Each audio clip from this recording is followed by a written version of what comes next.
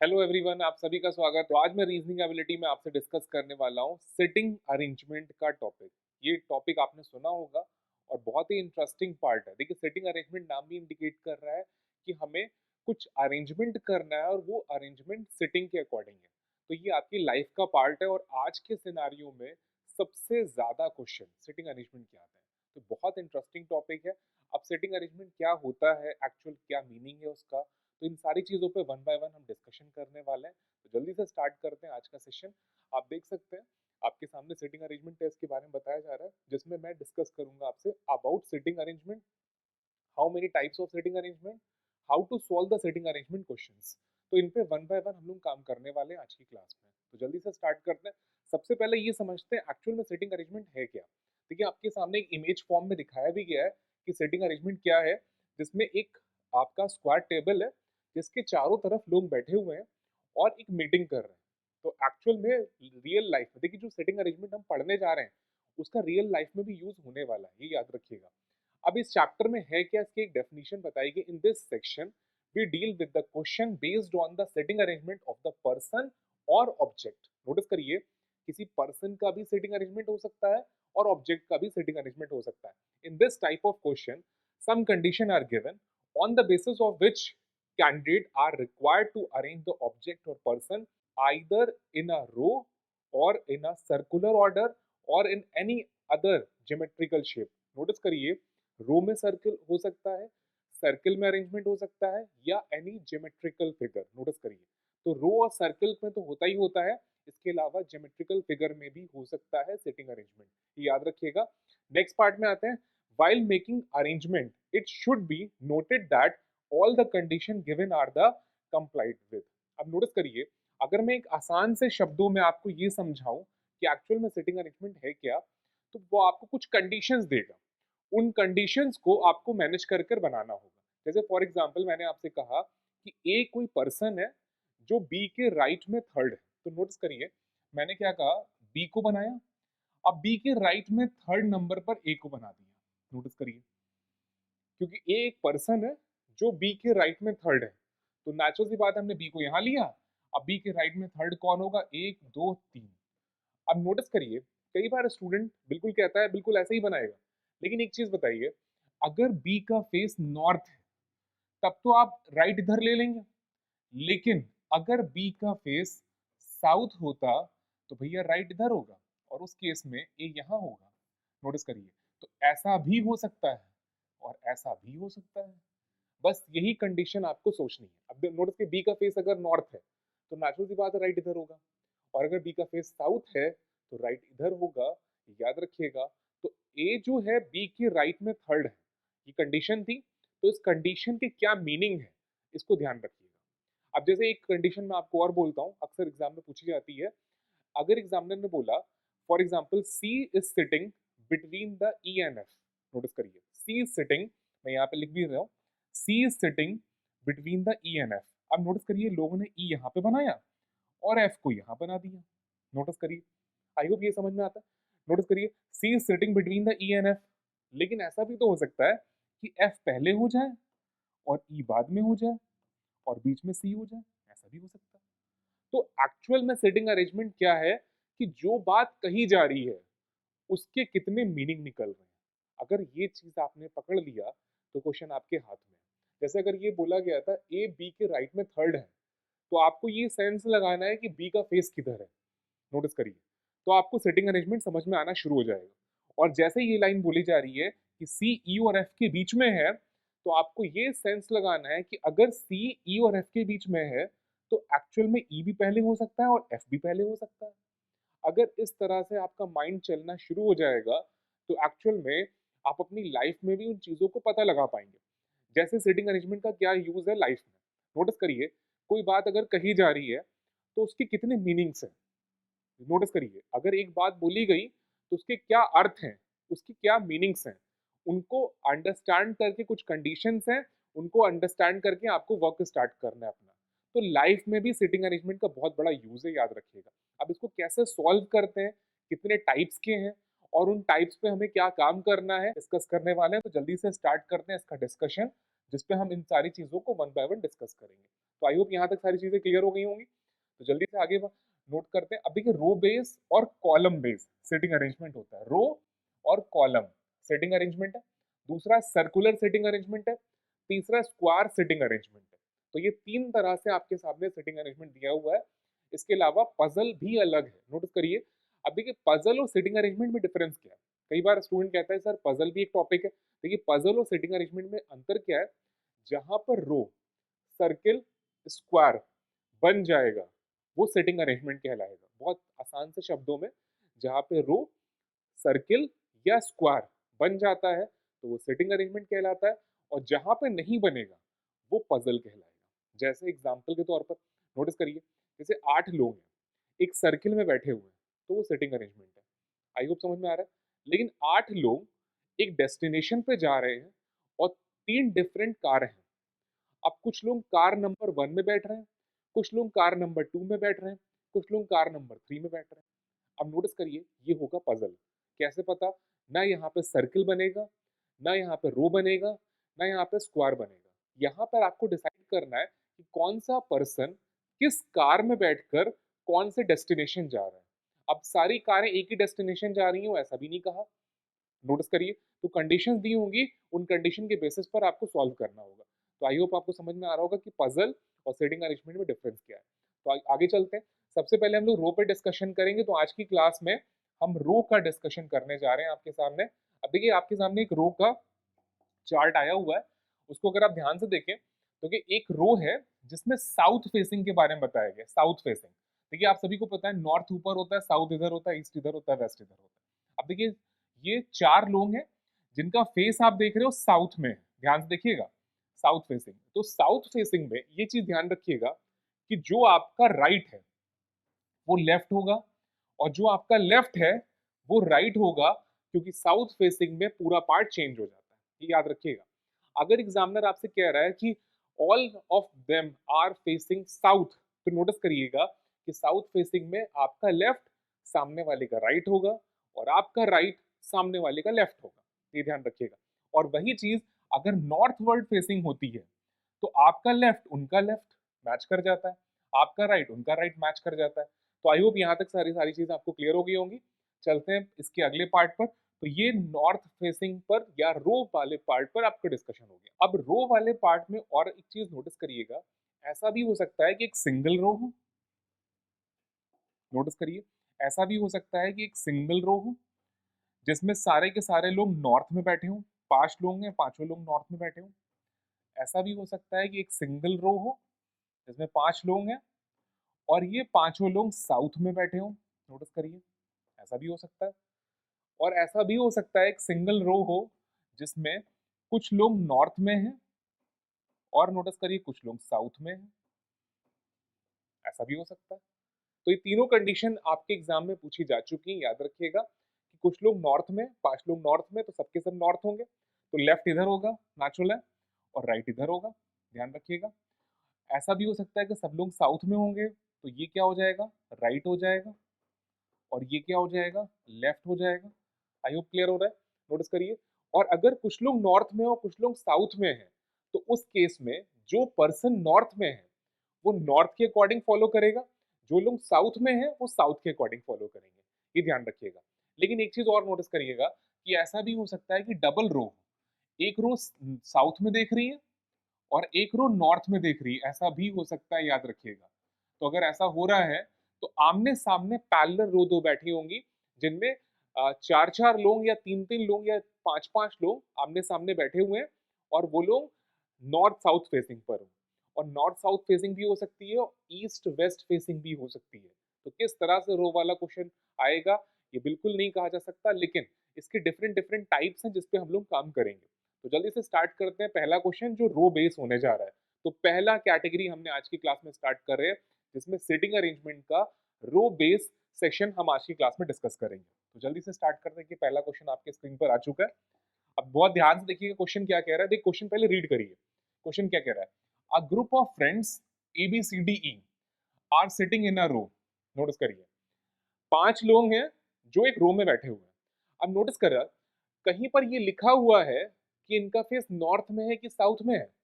कहीं नहीं लिखा हुआ है।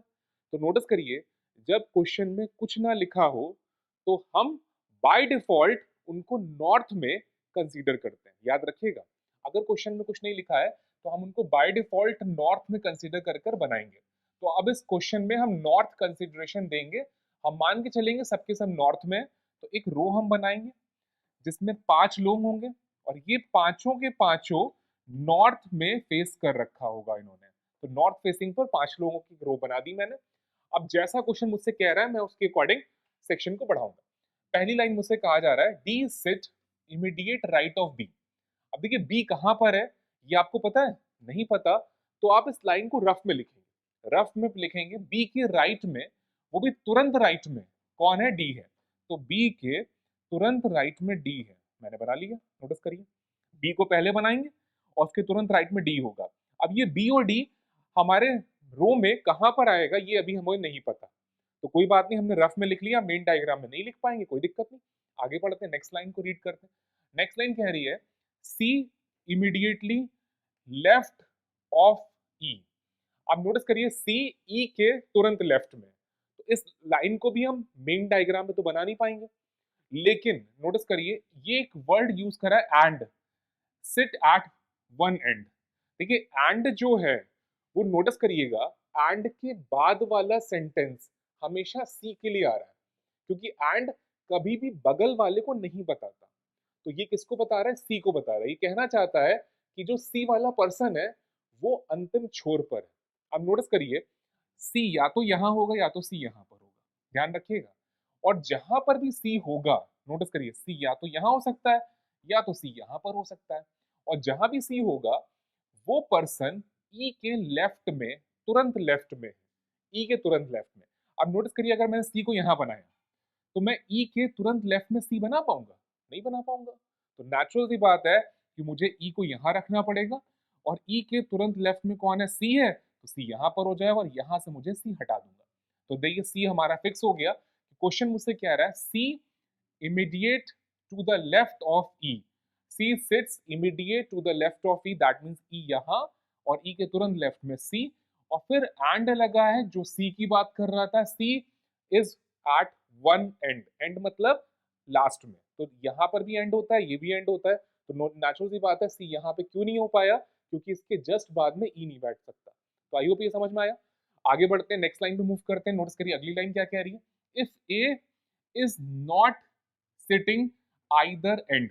नोटिस करिए ए अंतिम छोर पर नहीं है, तो हमने ए को यहाँ पे लिख दिया कैंसिल। अब देखिए एक एंड तो आपका फुलफिल हो चुका है, तो नेचुरल सी बात है जो एक एंड बचा हुआ है वहां पर ए नहीं आएगा, ऐसा क्वेश्चन ने कह दिया।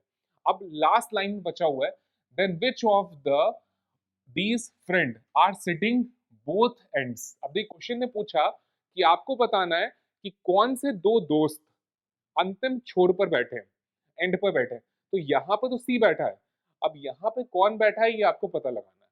तो जरा ध्यान से देखते हैं, क्वेश्चन बन चुका है हमारा। देखिए जैसे ही हम लास्ट लाइन पे पहुंचेंगे क्वेश्चन हमारा बन चुका है, लेकिन आपको दिख नहीं रहा होगा वो कैसे, चलो बताते हैं। नोटिस करिए ये बी और डी है। अगर मैंने बी और डी को यहाँ बनाया, ध्यान से समझिएगा, अगर मैंने बी और डी को यहाँ बनाया तो मैं ए को कहाँ बनाऊंगा? क्यों? क्योंकि ए तो यहाँ है नहीं, और यहाँ पर अगर मैंने बी और डी को सेट कर दिया, ये बी डी उठाकर यहाँ पे लगा दिया, तो नेचुरल सी बात है डायग्राम तो गलत हो जाएगा। इसका मतलब है कि मैं यहाँ पे बी को रखूंगा और उसके तुरंत राइट साइड में डी को रखूंगा। तो नोटिस करिए be confirm, D confirm, E confirm, C confirm, और जो पोजीशन बच गई वो किसकी होगी? ए की होगी। तो बन गया क्वेश्चन हमारा, कंप्लीट हो चुका है क्वेश्चन। अब क्वेश्चन ने पूछा था कि बताइए कि एंड पर कौन से दो फ्रेंड्स बैठे हुए हैं, तो एक सी बैठा है और आखिरी में कौन बैठा है? डी बैठा है। तो सी और D is the right answer. तो C D option number this. तो आई होप समझ में आया होगा कि क्वेश्चन कैसे सॉल्व करते हैं, क्या इसका शॉर्टकट है। तो इसको बोलते हैं सिटिंग अरेंजमेंट का क्वेश्चन, ये रो बेस्ड सिटिंग अरेंजमेंट था। तो आगे चलते हैं नेक्स्ट क्वेश्चन पे, देखते हैं अगला क्वेश्चन कौन सा होने जा रहा है। आई होप ये समझ में आ गया होगा आपको। चलते हैं नेक्स्ट क्वेश्चन पे, देखिए अगला क्वेश्चन।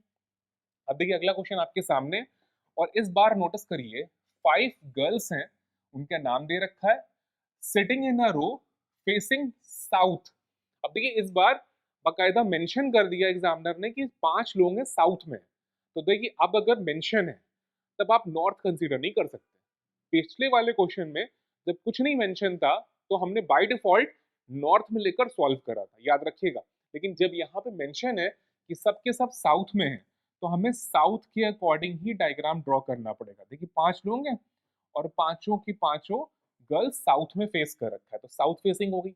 अब देखिए साउथ फेसिंग में जो मेरा राइट होगा वो इनका लेफ्ट होगा, और जो मेरा लेफ्ट होगा वो इनका राइट होगा। इस चीज को ध्यान रखिएगा। तो जरा स्टार्ट करते हैं जल्दी से। नोटिस करिए यहाँ से क्वेश्चन स्टार्ट हो रहा है, L second to the right of O. L second to the right. देखिए देखिए नोटिस करिएगा, मैं रफ में बनाने जा रहा हूँ ओ को मैंने यहाँ बनाया। अब ओ का राइट इधर ना होकर इधर होगा, तो सेकेंड नंबर पर एल हो जाएगा। अब देखिए ओ के राइट में सेकेंड पर एल है, बना लिया। लेकिन ये डाटा हमारे मेन डायग्राम में कहां पर जाएगा ये अभी हमें नहीं पता, तो हमने रफ में बना लिया। मेन डायग्राम में हम अभी थोड़ी देर बाद बनाएंगे। आई होप यहां तक क्लियर हो रहा है। आगे चलते हैं नेक्स्ट पार्ट में। अब देखिए Q is sitting immediate right of D. Question कह रहा है Q is sitting immediate right of D.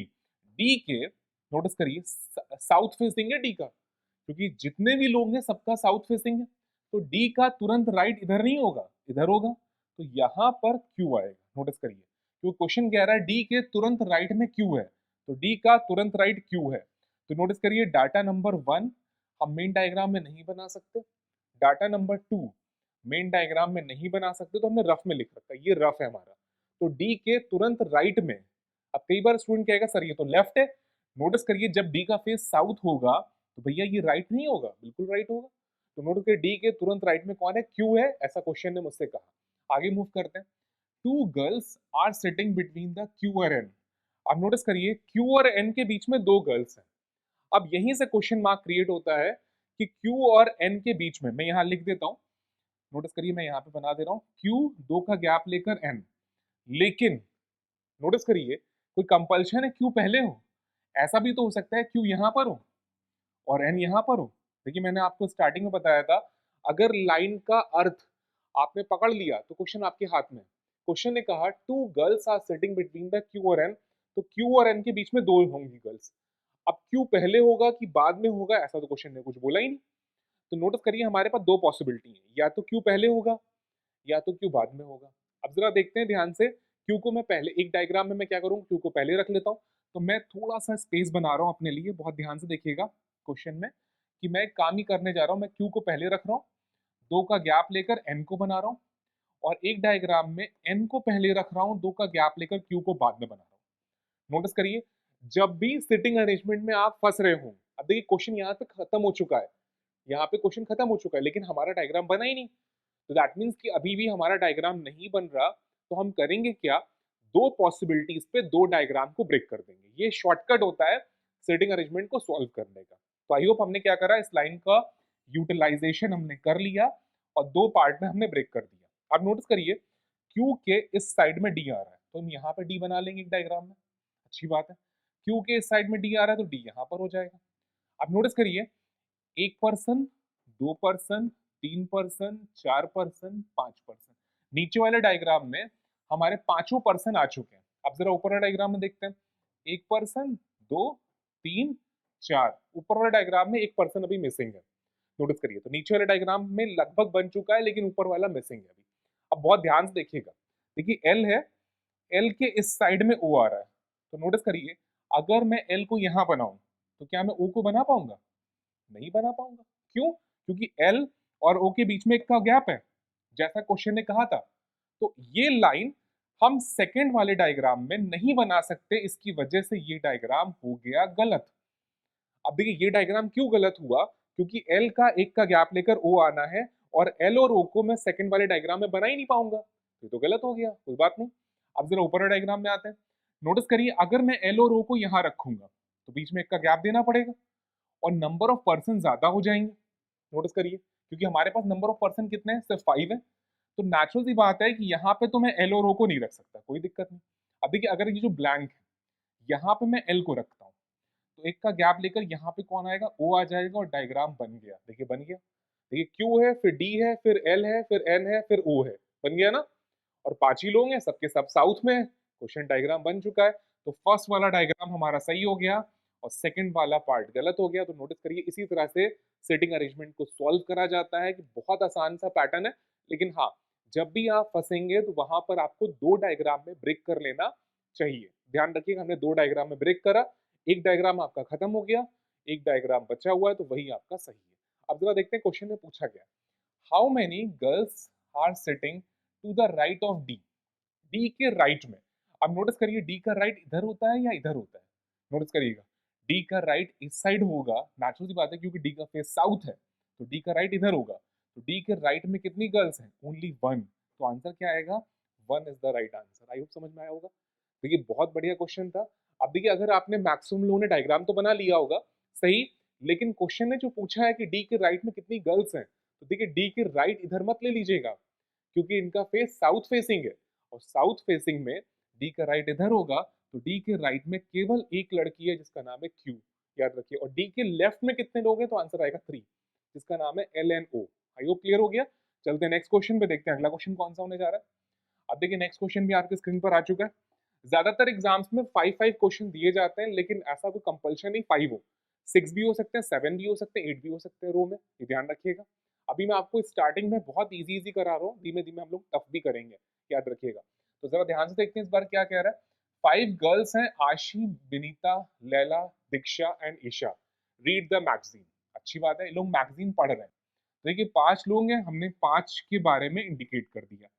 अब नोटिस करिए कहीं पे कुछ नहीं लिखा है कि नॉर्थ फेसिंग है कि साउथ फेसिंग है, तो दैट मीन्स कि हम बाय डिफॉल्टर हम ये मान के चलेंगे कि सबके सब नॉर्थ में, याद रखिएगा।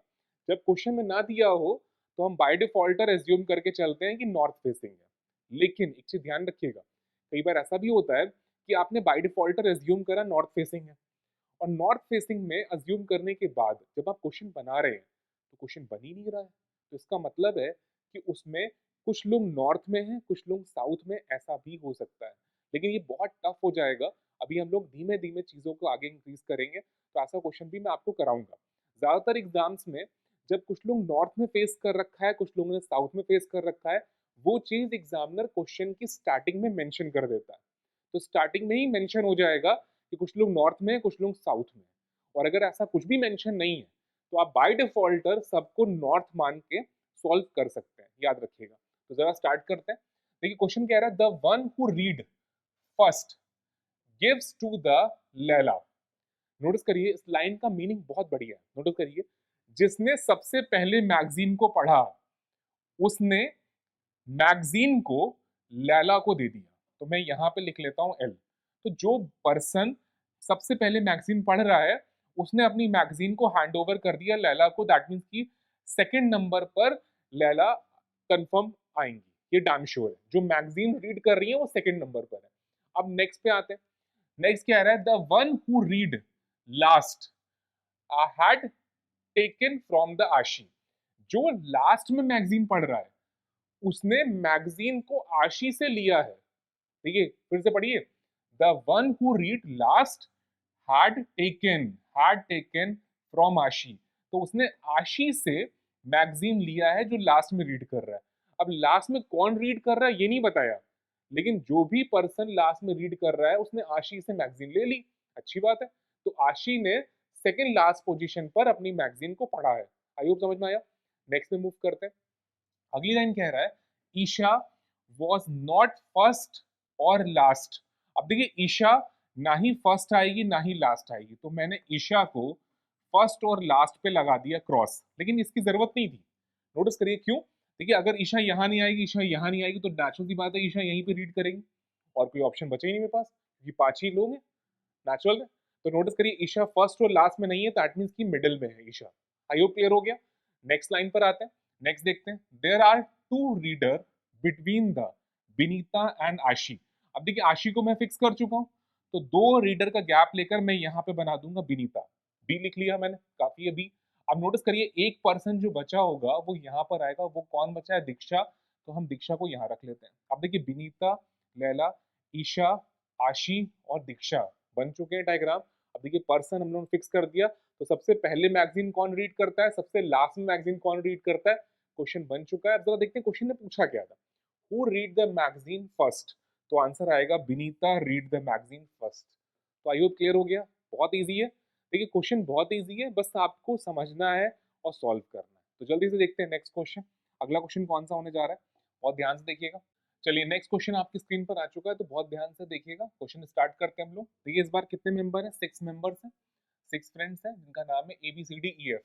अब देखिए एक रो बना रहा हूं मैं जिसमें 6 लोगों के लिए स्पेस रख रहा हूँ।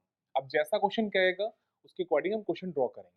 सबसे पहले लाइन कह रही है C is sitting between the A और ई। ठीक है, सी ए और ई के बीच में, तो सी यहाँ पे लिखा रफ में, और ए और ई को मैंने ऑब्लिक में रख लिया।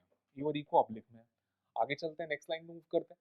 अगली लाइन हमसे कह रहे हैं D is not sitting extreme and. अब देखिए डी अंतिम छोर पे नहीं है, तो डी यहाँ नहीं होगा, डी यहाँ भी नहीं होगा। नोटिस करिए, क्योंकि दोनों ही अंतिम छोर होते हैं, दोनों ही साइड पे डी नहीं होगा। नेक्स्ट लाइन मुझसे कह रहा है B is sitting at immediate right of E. अब दो, B is sitting at immediate right of E. E के तुरंत राइट में कौन आ रहा है? बी आ रहा है। तो मैंने इसको रफ में बना लिया, बी ई के तुरंत राइट में, रफ में बन गया। मेन डायग्राम में अभी हम इसको ड्रॉ नहीं कर पाएंगे। नेक्स्ट लाइन पे आते हैं। देखिए अगली लाइन हमसे कह रही है F is not at the right and. F यहाँ पे नहीं होगा, कोई बात नहीं, एफ को हमने यहाँ से क्रॉस कर दिया राइट एंड से। नेक्स्ट लाइन हमसे कहा जा रहा है कि डी इज सिटिंग, नोटिस करिए D is sitting at third to the left of E. E के लेफ्ट में थर्ड नंबर पे कौन आ रहा है? डी आ रहा है। अब नोटिस करिए जैसे हम इस लाइन से शुरुआत करेंगे, नोटिस करिए बी आया, बी के तुरंत लेफ्ट में ई आ रहा है, और ई के लेफ्ट में थर्ड डी आ रहा है। इस लाइन को ड्रॉ करते हैं, ध्यान से देखिएगा। देखिए अगर मैं बी को यहाँ रखता हूँ, बहुत ध्यान समझिए, तो ई यहाँ हो जाएगा, दो का गैप देखिए डी यहाँ पर हो जाएगा, डायग्राम बन जाएगा। ध्यान से देखिए बी यहाँ पे रखा, यहाँ पे मैंने ई को रखा, और दो का गैप देकर यहाँ पे डी को रखा, बन गया डायग्राम। अब नोटिस करिए अगर मैं बी को यहाँ रखता हूँ तो ई यहाँ हुआ, दो का गैप लेके क्या मैं डी बना पाऊंगा? नहीं बना पाऊंगा। तो नेचुरल सी बात है, इस लाइन को हमने ड्रॉ कर लिया, तो डी यहाँ, ई यहाँ, बी यहाँ, डायग्राम में हमारा सेट हो चुका है। अब जरा नेक्स्ट लाइन पे देखते हैं। देखिए ए, एक का गैप लेकर ई आ रहा है, देखिए ई हमारा फिक्स हो गया, तो एक का गैप लेकर हमें ए को यहाँ पे रख लेना है, सेट कर लेना है। और ए और ई के मिडिल में कौन आएगा? कौन आ जाएगा? सी हो जाएगा, तो ये भी सेट हो गया। अब नोटिस करिए जो पर्सन बच गया वो कौन होगा? एफ होगा, तो एफ हमारा यहाँ पर हो जाएगा। तो बन गया, क्वेश्चन आपके सामने है, बहुत आसान सा था, 6 लोग हैं, सेट हो चुका है। अब देखते हैं एग्जामिनर ने पूछा क्या आपसे। तो how many person are there to the right of D. D के राइट में कितने मेंबर? देखिए डी यहाँ है, तो डी का राइट इधर हुआ, तो 1 2 3 4, कितने मेंबर हैं? 4। तो 4 इज द राइट आंसर, कि डी के राइट में 4 मेंबर्स हैं। तो आई होप ये चीज समझ में आई होगी। देखिए सिटिंग अरेंजमेंट बहुत ईजी है। तो आज की क्लास में हमने सिटिंग अरेंजमेंट रो वाला पार्ट पढ़ाया है, अगली क्लास में इसके आगे कंटिन्यू करेंगे। तो आज की क्लास के लिए इतना ही रखते हैं। आई होप आज की क्लास समझ में आई होगी। Thank you to all.